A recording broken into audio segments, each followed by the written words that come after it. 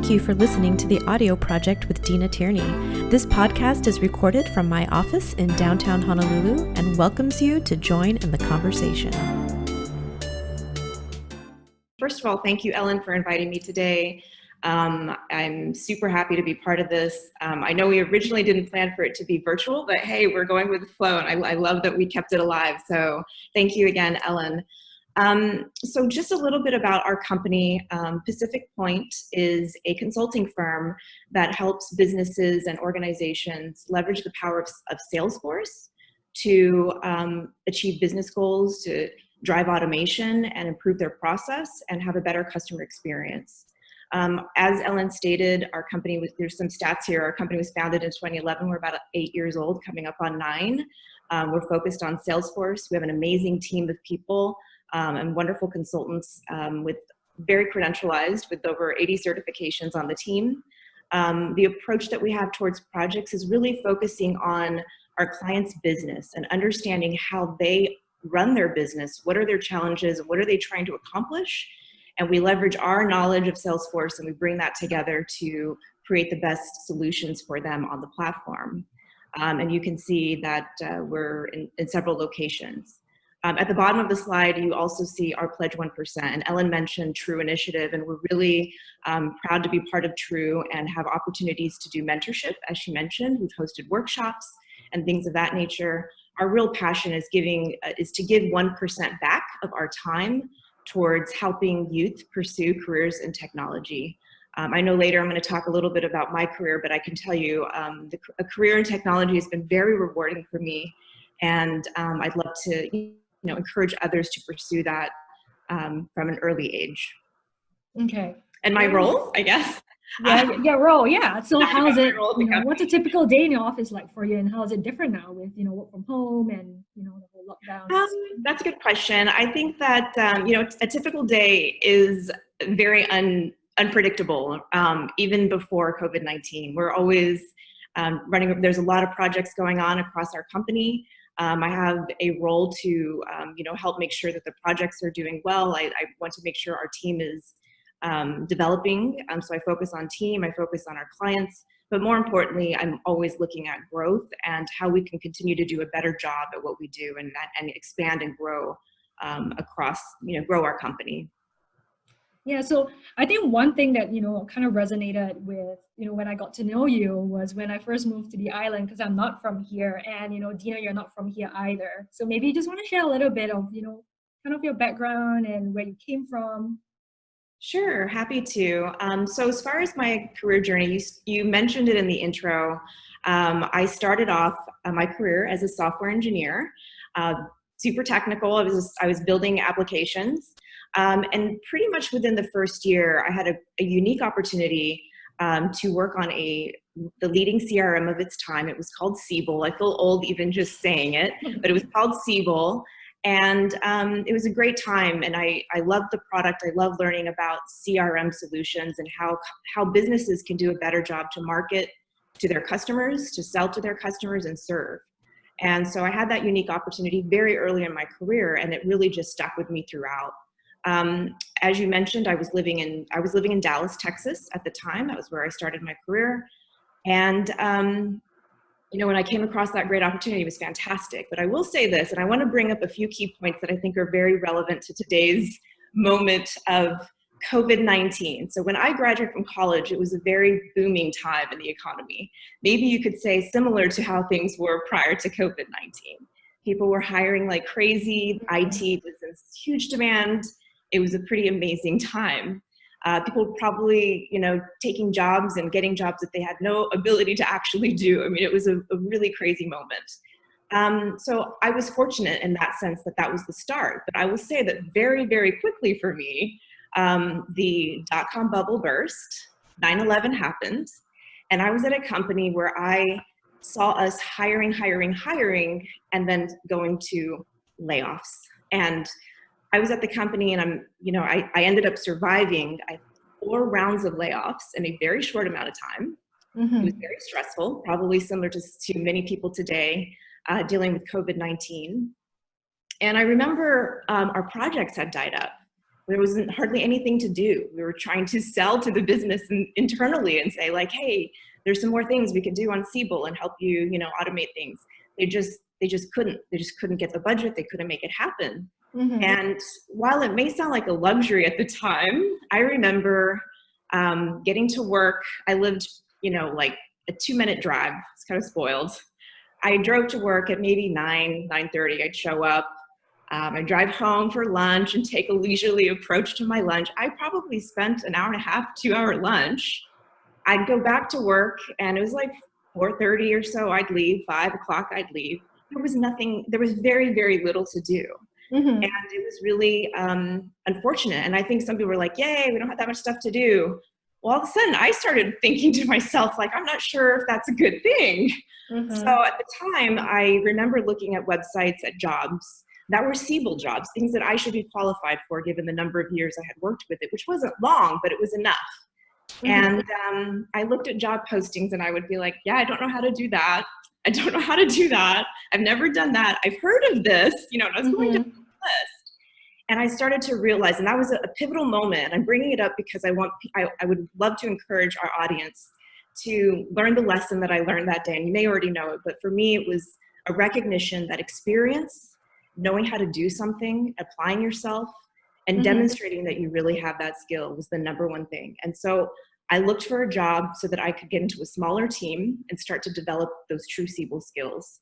And I did that, and so that was I'm highlighting that moment in time because it was maybe relevant and I think definitely pivotal. I think even now today, I love learning. I want to learn. I want to continue to grow and learn what's new with technology is always changing. Salesforce has changed dramatically in the amount of time that I've seen it and worked with it. So, I definitely would encourage our audience to do that. That was a lesson learned very early during a somewhat similar time.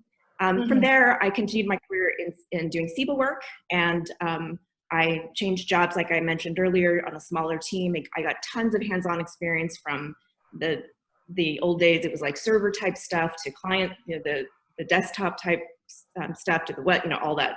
So I was getting a lot of good hands-on experience. And then I faced the same thing where projects started to dry up. It wasn't necessarily an economic thing. It was more just that company just wasn't at that point.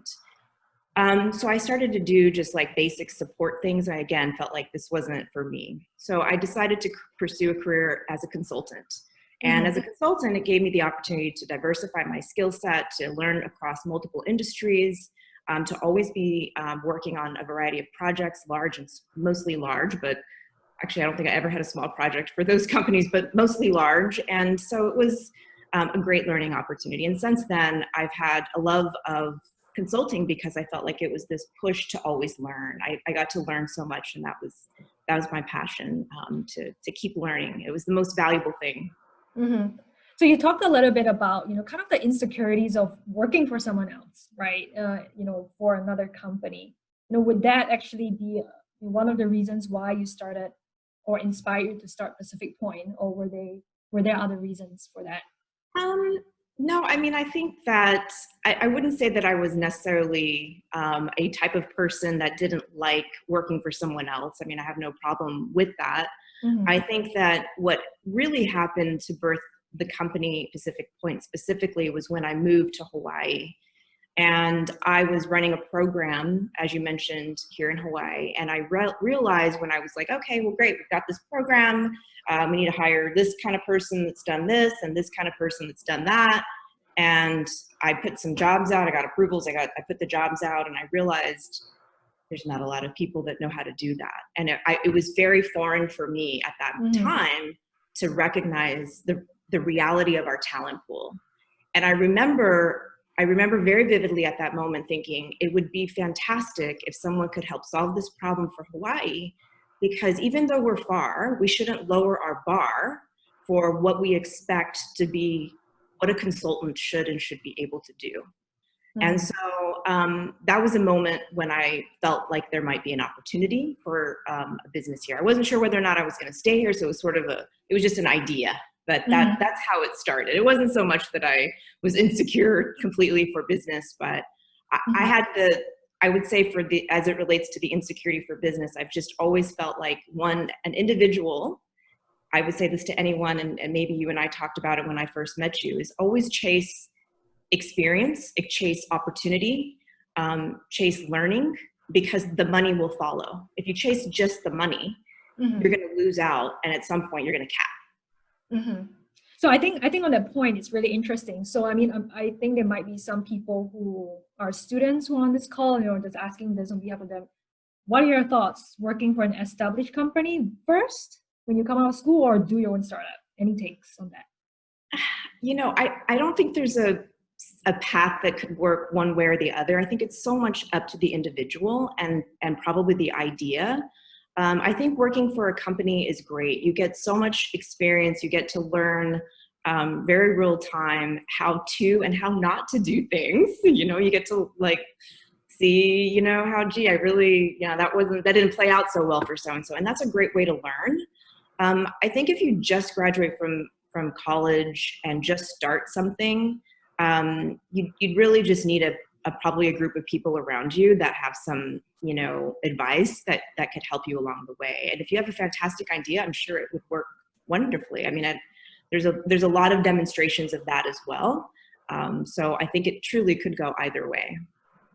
So, when you started your company in 2011, it's 2020, so 9 years, right? So it's a long time. What are some of the challenges that you faced while building this company? Yeah, I mean, the early days are certainly the hardest, like getting the first deals, right? Having the persistence to continue to do that is really hard. And I think if you go into, I've definitely given some tips to those that have decided to maybe pursue entrepreneurship. Mm-hmm. I just warn them, brace yourself and know that the first period of time is going to be very, very difficult. And it doesn't really stop being difficult, but the first couple years, at least for me, were very difficult because you think great, I have this awesome idea, you're super excited, and it's going to take you a long time before you're really going to start to see the fruits of all of that. So I would say it took us a good maybe year to 2 years before the momentum that was built up over that time just really started to roll. Now the challenges are different, and again, it's not necessarily easier, but the challenges are no different. You still have a fair share of challenges. They tend to be different. They're more maybe team related or, administrative related. They might be, there's a million possible things that can come up that you have to deal with in that mode. But regardless, you really have to have the patience and also a lot of strength. It takes a lot of strength because you're going to hear a lot of negativity and a lot of people saying, I had a lot of people in the early days that kind of diminutized what I was planning, Mm-hmm. Oh, that doesn't really work in Hawaii. We've never had that kind of consulting firm here. Those were the conversations I absolutely had in the early Mm-hmm. days. Obviously less now because it's proven, but How did you get around that negativity? I think I just, I hate to say I ignored it. When someone would say that, I'd just be like, okay, they can say what they want to say and they can believe what they want to believe just as much as I can believe what I want to believe. And so you just stay focused. If you feel like it's right, if all of a sudden you need to change, then change. There's nothing wrong with that. So, Mm-hmm. but I think you just have to block it out and stay focused on what you set out to do. Mm-hmm. That's the most important thing. So I believe there's some, men, and even, there are women and also men who are looking to build their own companies here in Hawaii. Do you have any advice that you could give them? For men and women? For women, let's focus on the women. Okay. This is a women in tech event. Sorry, guys, but I wasn't sure where you were going with it. I was like, okay. If you're wanting to start your own business, I think again, a lot of it sort of depends on what it is. But, the most important thing to start with is you've got to have a revenue stream. So figure out what the product is, get the product solid, get a revenue stream going. That takes a lot of work. After you get the revenue, then you can start worrying about the other bits, but that's the starting point. And if you don't have the great product, but you have a great product, you don't have the revenue. Those two things really have to be together for you to have a true business. Mm-hmm. Can you share a little bit with us on how you found your first client? Actually, yeah, I can. And this is also advice that I give people. And it's a little tough for some, I think, because there's a bit of an ego. But what I did, when I started the company, I was unique in the sense that we started with no contracts. So some people that start consulting firms pre-sell a contract while they're still employed at their regular job. That wasn't the case for me. So I didn't have any contracts. So I basically went down and a list, you could call it a list, of people that I knew. And I was thinking about, how do I have an angle to help them maybe at their companies?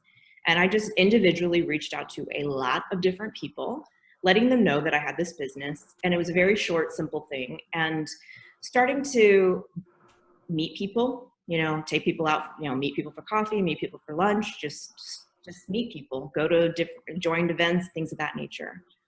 And there was someone, I very rarely did this, but there were a couple, I think I made 2 offers for this. So I'm not saying you should do this across the board, but what it does is it helps you create a beachhead, because you got to get a first project so you can reference it later, right? And so what I did was, there was someone that I knew and I trusted. He was in a position of authority at his organization, and I just offered to do a short assessment pro bono. So it was a 2-week assessment on a pro bono basis. I can come in and look at some set of technology. And I should say this, when I started the company, I didn't market myself as CRM because I felt like it wasn't the right thing to do at that time. Mm-hmm. It was the ultimate goal, but I didn't want to shut myself out of opportunity at the beginning and then just put me to the side because all I knew was CRM. Mm-hmm. So I was a little bit generalist in the beginning. So that's how that happened. I did a pro bono. This is a great story because I did a pro bono project that was probably 1 week, maybe 2 weeks, for a client. And they are still my client today, 9 years later, paid customer. Great.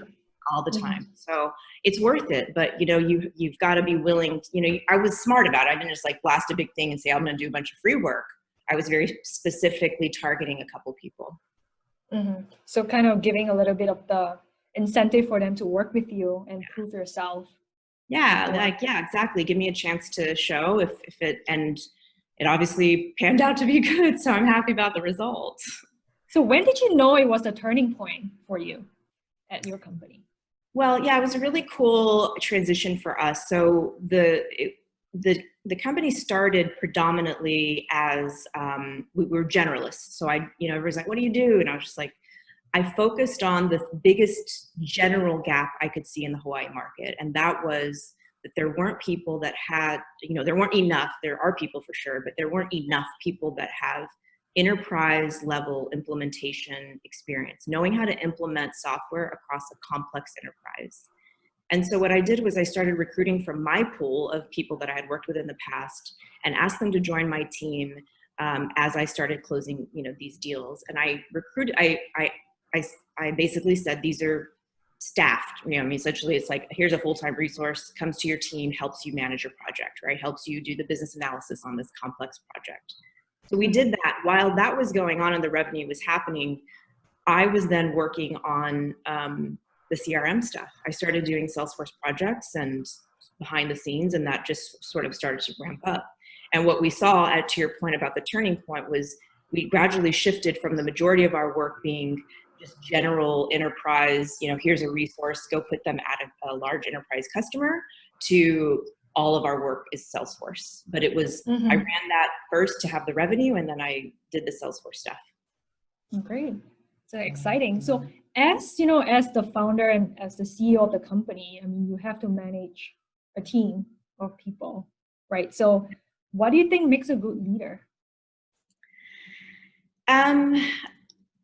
It's a good question. I have in the back of my mind, I think the other thing that comes with experience of having worked at a lot of places is working with some great managers and ones that you weren't as big of a fan of, and working for companies that you liked and companies whose cultures you didn't like as much. And so when I was thinking about Pacific Point, and still to this day, I want to create an environment that is, helps our people grow, our own staff grow, our own team of consultants, where my goal is, it's an internal goal of mine to say when and if this person, any person on my team were to ever move on to their next career, that they would look back and say, I learned the most there. I got the most out of that. Like, I never thought I would be exposed to that many opportunities and gain that much experience in whatever the amount of time was that they're at our company.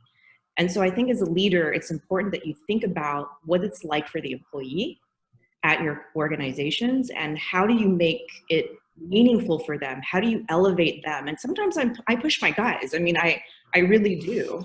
But I think they know, I hope they know, I tell them that my place of intent is that I want them to be their best selves. And I can see skills in people that they don't sometimes see in them. And I want to push them a little bit so that they get that opportunity to try. So I think as a leader, it's important to think about, the employee and how you do that. Now, of course, the other side of it is, as you lead an organization, you need to think about your corporate culture and how do you gain new business, right? To make it attractive. How do you add the right value to your customer? So it depends on what angle of leadership you're talking about. Mm-hmm. Was there like a specific skill set that you had to work on to become a better leader? I don't, I think these days I have maybe I have less patience towards like coaching and mentoring people. I should work on that. That's for sure. I think, and it's not so much a patient thing. It's just that there's so much on my plate sometimes where I think, maybe I could do a better job of that. Mm-hmm. But I think over the years, you naturally become better at it the more that you work on it. And so I don't know that there's any one particular leadership skill that I could say, I had to specifically work on, but through experience, you're always gonna spot those moments and develop them. Yeah. So I want to, talk a little bit more about kind of being a woman in technology, right? And that was kind of like the heart of this whole session as well. So, personally, I faced challenges as a woman in technology, but I wanted to kind of get your take, did you face any challenges, through your career in technology? Yeah, I think so. I mean, I'll just preface this by saying that I'm not one to really notice or draw attention to certain persons, whether it's my own person or whatever's shortcomings. And sometimes those stereotypes can be perceived as that. I tend to just kind of I just do what I need to do. But when I remember, I'll never forget it. I had just got hired by Capgemini Ernst & Young. One of the women that interviewed me, because I went through a huge round of interviews, very complex, but one of the women that interviewed me, she was also based in the Dallas office. And so I got the job. After I got the job, I'll never forget, because she reached out to me and she told me, Deena, I want to tell you that it's going to be very important for you to make sure that you always have a seat at the table. Know your stuff, know what you're talking about, and speak up. Because if you don't say anything, they're gonna forget you're there. They're gonna forget that you have an opinion. Don't wait till they ask you. And I'll never forget, because I remember thinking at the time, like, why'd she have to tell me that, But I think obviously that was her amazing mentorship for me, to state that to me, and I value that to this day. And I would encourage everyone to, definitely get out of your comfort zone. But I tell people and encourage people that if they're afraid to speak up, the way that you can build that confidence is by learning something that you know very, very well. I speak about this a lot when I talk to even youth, is like, you need to learn something that you feel really confident about. Mm-hmm. That's what's going to give you the confidence to then speak up. And so, I would say that was a moment where she gave me that advice. And I would say that it was good advice, because I would say less so in Hawaii, but more so when I was on the US mainland, that there were way more men than women, like way more. It was not uncommon that I would be the only woman in a meeting. Yep. Here, it's a little bit different. Mm-hmm. So I think another thing that's interesting, given this time, where, Hawaii, right, with COVID, we kind of realized that, okay, there's a huge dependence on the tourist industry, for example. And we definitely need to diversify our economy, to create a more resilient Hawaii.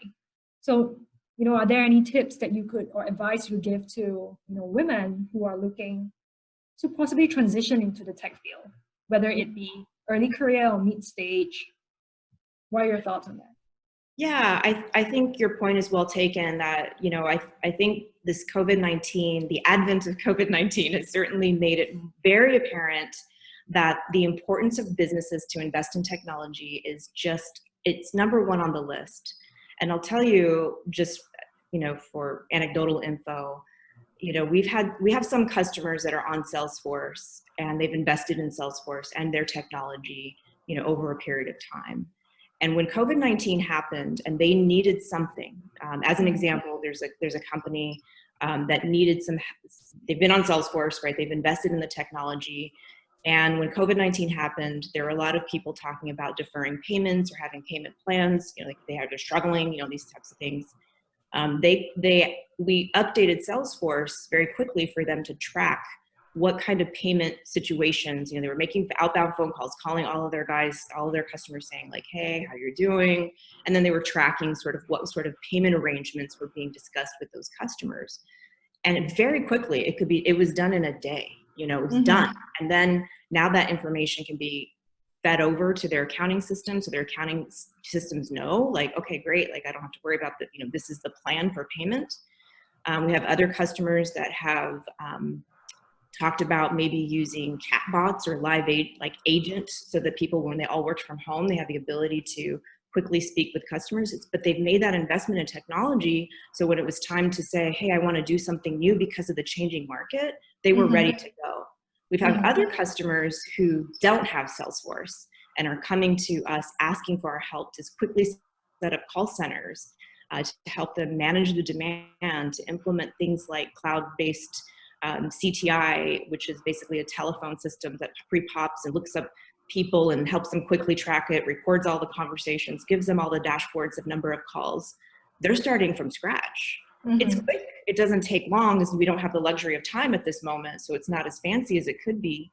But I would definitely say that those clients that have invested in Salesforce technology and probably technology in general have had an easier time adapting. And now with this, I believe that companies are not only recognizing the importance, but they're going to start investing in it. And to your point, for people that are looking at it, I'll go back to my point earlier, your experience is number one. Like gain experience. And I know it's tough because, like maybe if you don't have a job, you don't have the opportunities, like maybe you do a little bit of pro bono. I mean, there's ways to sort of figure out how to get that hands-on experience. Get some training under your belt. Salesforce has Trailheads, which is free online training available. And I think companies should be making that investment in people as well to help them ramp up. It's things that we've been telling our customer, but I think now it's like all of a sudden like, oh yeah, I need to ramp up my team. It's not something that happens overnight. It's an effort of time. So for those people that are looking at making the shift, I would say start with number one, any kind of online training that's available, and start reaching out to organizations and offering some assistance and in terms of what their technologies needs might be. I don't know, people might be more willing to offer, some kind of programs where they could get some help. People need help now, so. Yeah, so you think with this whole COVID crisis and with companies recognizing the importance of technology and then investing in it, there's going to be opening up more opportunities and career opportunities in technology, and people, the women would have to get ready for that. I believe that 100%. You should absolutely get ready and continue to live it. I mean, that was the thing that I learned when, all those bad things were happening back early in my career, just out of college. I mean, you can imagine I was just like, oh my God, like this is crazy. But that was a lesson, I'm glad that it happened, as scary as it may have been at that moment. But I would encourage anybody now, like, let this be our reminder that, get that experience and let that never stop, always be learning, always be gaining experience, seeking training and learning. I mean, even now, I was on a client call, one of the guys on my team, we're working on a project with a school doing an education architecture for K through 12. And I love getting into the details. I love learning. Right now I have I'm plugging in because I need to, and I'm excited. I love that stuff. And I think it's important to never stop learning. Mm-hmm. So how do you like, what kind of resources do you rely on to learn? Do you read books? Do you podcasts? What's your go-to? Well, for me, it's definitely going to be any kind of Salesforce material that's available. And there's way more than you can ever imagine or ever get through. But I think the hands-on, the good thing about Salesforce is they do offer a free org. They call it a dev org, which is basically an instance where you can play around with Salesforce and develop whatever you want. It's free. It's not a production type of org, but it's purely for demonstration or development purposes. And it's a great way to get your hands on, because hands-on is more important than sitting around and reading a book or going through some training. We love certifications on our team, but I can tell you certifications don't mean that you necessarily know how to do something. So doing and learning and experience is number one over any kind of training. Mm-hmm. So, I'm just wondering, for women like yourself in the technology field, do you see how women can differentiate themselves or just stand out? And again, sometimes I don't really like going into the whole gender thing. No, that's fine. I'm the same way. I'm definitely not one for the battle of the sexes, but I think I still feel like I don't think that women necessarily have to act or be like men. I think that's the thing. I think just remembering that, like, you don't have to mimic the behaviors of a man that's successful on your team. You can still be yourself. And at the end of the day, I think any woman or man that's themselves, their true authentic self, is going to differentiate. So I would probably lean on that at the most, as much as possible. Okay, so before we go into Q&A, one question, the last one for me, it's what keeps you inspired? As a CEO of a company, leading teams, doing multiple projects with family, how do you keep inspired? How do you keep moving and going? I'm inspired because I see the power of what Salesforce can do for our clients, and the reward that we feel when we see the result of how it impacts and helps a customer. And, I keep meeting customers and I hear what they're dealing with, and I think I can help you. I can solve that problem. And that keeps me, and I think the rest of the team, highly motivated, ready to help people. And there's so much power in what Salesforce has going on. I mean, even right now, Salesforce has been very generous with a series of amazing offerings as a result of COVID-19 for many companies. And they just came out with work.com, which is a set of tools and solutions that are helping companies get ready to go back to the workplace, looking at contact tracing and tracking their own individual PPE at their organization. Mm-hmm. So I think there's always, something like that that's really going to keep you motivated, because you're like, wow, technology is so incredibly powerful. It's ever changing. And that's what I would say. Great. So let's go to my favorite part of the session, which is the Q&A. We have a lot of questions flowing in. So Deena, if you want to share your slide. Sure. And we can start with, let's see, what are some of the questions from everybody here? So from the Chamber of Commerce, the Chamber of Commerce is asking, what is the percentage of your clients? What is the split, in terms of percentage between Hawaii-based and versus mainland clients? I would say the majority. So I'm not sure, but it's definitely in the 90s, I would imagine. And most of our work is here. So we don't, we don't target the mainland. We are here, and Hawaii has kept us incredibly busy. So it's a great place for people that are hungry for innovation.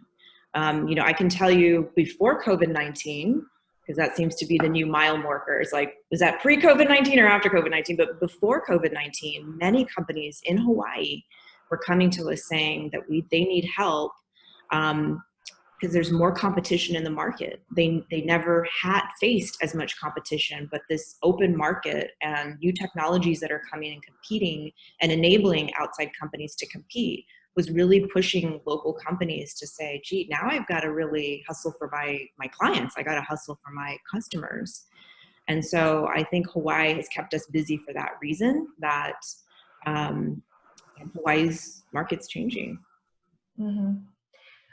Just shout out from Misty. She's saying, I would like to say thank you for verbalizing the don't chase the money philosophy. It really puts things into perspective and sets a positive attitude. Great. The Chamber of Commerce has another question for you, Deena. They're asking, what role do you think internships play in career preparedness? And does Pacific Point have an internship program? If so, is it only for college students only or for college and high school? Good question. I think internships are great. I did 2 internships myself when I was in college. I learned a lot. It was great to just see what it's like to be in the quote real world. So that was good.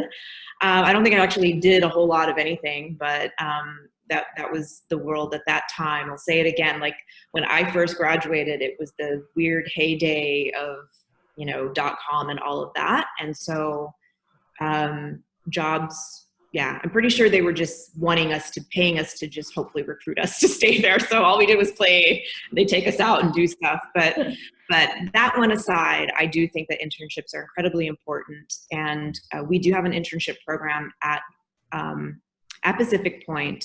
Right now, it's focused on students that are in their final year of college.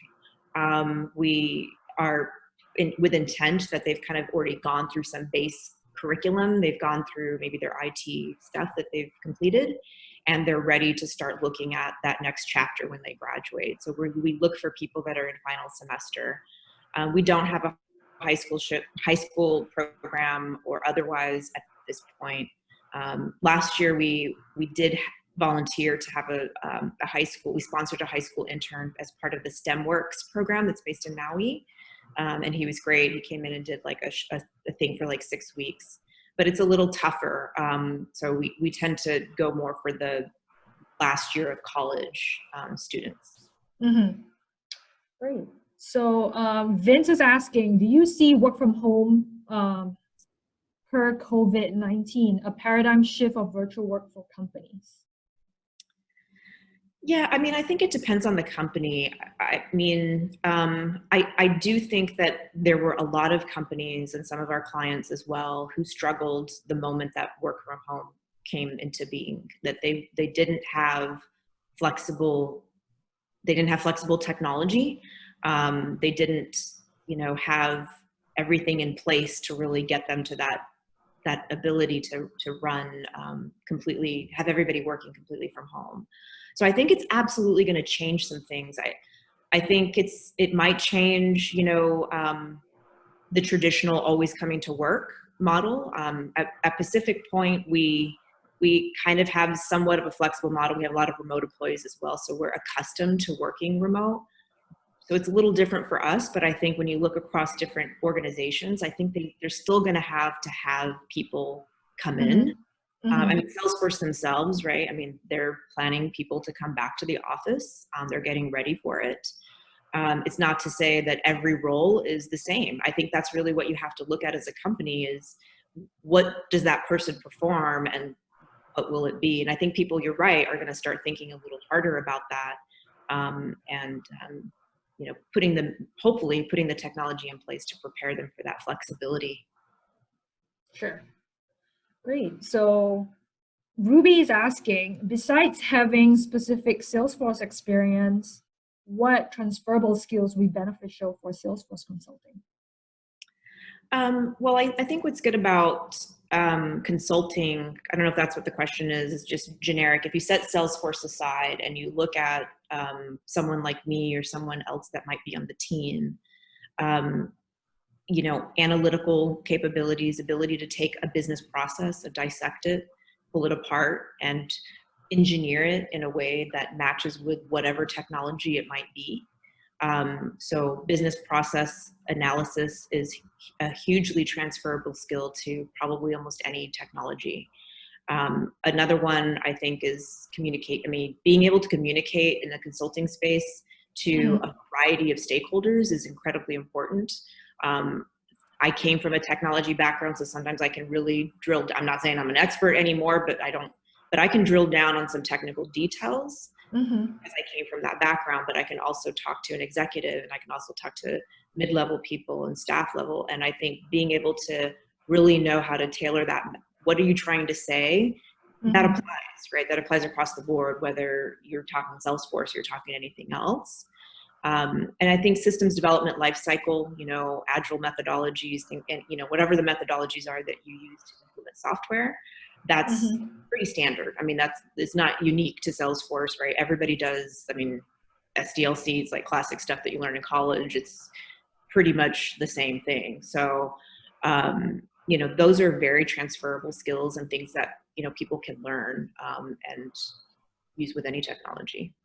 And I mean, it's applicable to a lot of roles too, right? Even outside of technology in a way. 100%. Communication skills, project management skills, and so on. Exactly.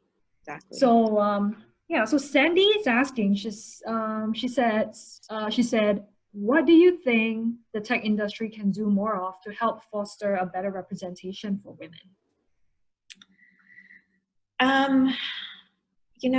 That's a good question. I mean, I feel like women maybe just don't, I don't know if it's necessarily the industry or like who's to quote blame. I mean, I think that women sometimes maybe don't know about what the opportunities are sometimes. And that's another reason why we're doing 1% pledge back to youth, and is to just let people understand what career opportunities there are. Because to your point, Ellen, there's some women that are in technology and they're really great at the project management side, or they're really great at software engineering. I mean, and so sometimes just knowing what the options are based off of your skill set. But I think a lot of women think like, oh my God, it's tech. Like, I just can't, that's just not for me. And they have an image of what it may or may not be. So maybe to answer that, maybe that's what it is the tech industry doing a slightly better job of coming out and explaining that there's a full spectrum of skill sets. I mean, you could be a trainer. If you're really great at training on technologies, you're fantastic to do. But you could also, I mean, I know a lot of women that are amazing architects and great coders, but that's not it. And that's not all there is to it. And so maybe the industry could do a better job of explaining that there's a wealth of roles depending on what your interests be. But a career in technology, even if it is one of those, softer type of functions, is extremely needed, very valuable, very much needed. Yeah, so I mean, we call it kind of like the technology adjacent jobs, right? Where you rely on a lot of other skills and technology is a layer over it, where you use it to, create an outcome in a way. Yeah. So Camelia is asking, does Pacific Point have any internships for UX UI designer students? That's a good question. You should go ahead and look. I've got a contact info up here. You can reach out to us. I'll say this, where UX UI comes into play for Salesforce, because Salesforce has a wide range of products. So in the range of products, everyone's kind of familiar with the standard marketing, sales, and service. But in addition, Salesforce has a product called Salesforce Communities. And Salesforce Communities is essentially a web portal platform that's based on the Salesforce database, or if you want to call it. And so that one sometimes allows for a lot more freedom in terms of what the UI and UX experience is, whereas core product of Salesforce, the UI is sort of the UI. I mean, you can do some configurations to it and you can do some changes, but you're not really going to completely change the whole look of it. Whereas on a Salesforce community, that might be your public facing website. In that instance, you can truly create, whatever experience you want. So for that person, I would say, please contact us. Okay, great. So Camelia, you heard that, Deena's email is on the screen. So reach out and ask for more details. Jessica is asking, Deena, you mentioned the importance of enterprise implementation skills. Can you give an example of some skills one would learn from an enterprise implementation? Of skills they would learn from that? Yeah, you learn the complexity of a complex when it's an enterprise project, you learn the complexity across different teams, different stakeholders. You learn about the, policies have to change. Like there's so much to maneuver. You've got vendors going on. If you do a small project for a small or mid-sized company, you don't have the ability to learn how to maneuver those complex things that just big companies have. And it's a skill that's a little difficult to just explain, but it's really just that experience of having to say, oh, okay, well, did we reach out to the IT team to get access to people, right? I mean, just getting that, can we get access to the database? Sometimes that's an entire series of things that has to take place, right? It's not just when you're working with a small business and they're like, oh, you want to access the database? Here you go. It's done. But there's approvals, to release something into production, right? You have a whole control board. That's what you see in enterprise level. And so sometimes that, if you haven't done that, then it starts to become like, what are we doing? Like, I don't get it. And it's a great thing to learn. And the people on our team have kind of run that spectrum where they've had well, not everyone, but most people have had enterprise. Some people have it small, and that's I love Hawaii for this reason, that we actually can mix things up for everybody on the team, is to gain cross experience. But when you have enterprise, it really helps you when you run mid. But they aren't treated the same. There's all these unusual things that big companies do. Honestly, it's a lot of red tape and things like that. Okay. So Martina, she's asking, are there any special skills or software that you would recommend for market analysts? Maybe from Salesforce. Market analysts. I'm sure that there's some marketing automation. Oh, marketing? Yeah, marketing for sure. Sorry, I didn't know if that's what was meant. But for marketing, absolutely, yeah. Market analysts. So maybe Martina, I'm not sure if that's whether we answered your question. If not, feel free to send in the follow-up question. But she's also asking that you mentioned that hands-on is always better than any kind of certification or training.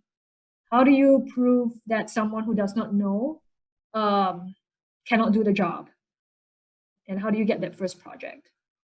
How do you get that? I mean, it's not easy. I'm going to say that. I think you're to your point, you have to have something, let's say on your profile or your resume, that gives the impression that you're somebody that has some credential. Like you said, maybe you did get a certification, or maybe you finished up some Trailhead badges on Salesforce, or you finished, I mean, even as simple as your degree. I mean, it could be, you have to write something right on your background that says you're someone that has that interest and willingness. And then you have to look, hope. I mean, it's a lot of work to put the resumes out there and hope for the best. I think the second thing is that in this day and age, this might not be a bad time to even offer, while you're continuing your job search, for a company that would be willing to bring you on in a, let's say entry type of IT situation, to gain experience, then offering to do some pro bono. I mean, there are lots of even nonprofits that need help, with technical things. They may not be the number one set of experience that you're going to get in the world, but there are people that may be willing to give you a shot at having your hands, get in there and see what is going on, and let you have a chance at trying to solve their problems using Salesforce. Or whatever, I shouldn't say that. I'm just naturally going to say that. So someone is asking, why is today's webinar important to you? Well, I think it's important for people to feel encouraged during this time that, this is, if you're out of a job or things are getting stressful, you're not sure if you're going to maintain a job, that to feel encouraged to think about what can you do? Because again, I just relate it back to my own personal experience. I wanted to be able to share that message with you. There's a lot of stories throughout my whole career, but I really honed in on that piece because I felt like it was important, and a message that I'd love to encourage people with, that, it's tough, it's not easy, but it's a valuable lesson can be learned during moments of crisis. And I think if we can take that and share that, that's really why it was important for me. And I do believe that businesses will begin to they already have recognized the importance to invest in technology. So great, this is your chance. Like, let's, get some experience and offer some help. Mm-hmm. So follow-up question on that is, where do you think this webinar series would go from here? Wow. It's probably not a question that both of us would have to sit down and figure out, but any thoughts on that? Where it will go from here, it'll probably end up on my podcast for one, but I think where it will go, I would love to see, to your point earlier, Ellen, about Hawaii's economy and how it's very tourism driven. We've probably been, I think I've read articles that Hawaii's been really hit the hardest because of our, just, we're heavily dependent on tourism. And when the flights are locked down, the hotels have to shut and the restaurants close, and all these things happen that have an enormous impact on us, greater than other states in the US. And I hope that this will also help those businesses. I hope that it might be a pivotal point. I don't know if the webinar is going to be the instigator for it. I doubt it, but I think that I hope it becomes a pivotal point for Hawaii, because Hawaii's been on my mind a lot, like what's going to be the future of our state. And I hope that more businesses will come up with, different ideas for revenue, but we can't deny the fact that we're an attractive tourist place. I mean, we shouldn't be shy about that either. I mean, that's my opinion. I mean, you can disagree with it, but I think Hawaii is amazing. It's an amazing tourist destination, and I don't think we should neglect that. That should still be very important for us to drive tourism to this amazing place. But that's just my thought. That's my opinion. But at the same time, I'm hoping that it'll draw the attention towards other ways that we can diversify. So, I mean, you are sitting on the committee for the True Initiative. Can you share a little bit about that? And your perspective on that? Yeah, absolutely. Well, there's a great group of people on the committee who are impressive people, and somehow they let me in the door. But they're great people, and my role is really to bring my area of expertise, which is specifically Salesforce, and to help support the types of activities that True is all about. It's about tech enabling Hawaii's people. And so one thing we do for tech enablement is we'll offer, mentorship programs, workshops, training opportunity, whatever it might be, we'd be happy to do that. We hosted a fireside chat to educate several businesses on what one of our clients is doing on the Salesforce platform to hopefully inspire more innovation. It doesn't have to, my piece is only that, but obviously others are bringing their knowledge of domain, their domain knowledge on other technologies. But for me personally, that's what it's been for, is tech enabling and helping other businesses also see how they could maybe take advantage of Salesforce to drive more growth, more operational improvements. Great. So Charlena is asking, last two questions from the audience. Charlena is asking, what plans does Pacific Point have for full-time job opportunities post-COVID? What does it have planned for full-time jobs? Are you guys hiring, I think, in a nutshell?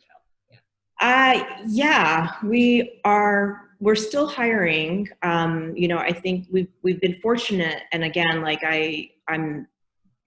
there's so many people that are not as fortunate. So I say this, with an extreme amount of gratefulness, that we've been very fortunate to keep our team busy through all of this. We've been able to continue to add value to our customers and our clients.